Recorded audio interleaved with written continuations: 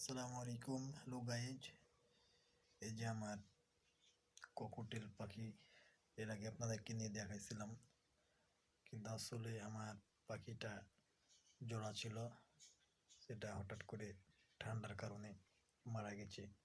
এখন সে একলা আছে, তাই একটা জোড়াকে খুঁজছে। আর সে অনেক একলা থাকার কারণে আমি তাকে আমার সাথে নিয়ে থাকছি, এখন আমার কাছে থাকবে। আপনার তার জন্য সবাই একটু দোয়া করবেন, আর আমার ভিডিওটা যে যেখান থেকে দেখবেন একটু বেশি বেশি শেয়ার দিবেন, লাইক করবেন, কমেন্ট করে জানাবেন।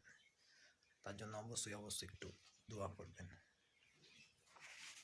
আসলে আমি আগে থেকেই পাখি প্রেমিক, পশু পাখি অনেক ভালোবাসি, সেই জন্য তাদের কষ্ট দুঃখ আমি মেনে নিতে পারি না।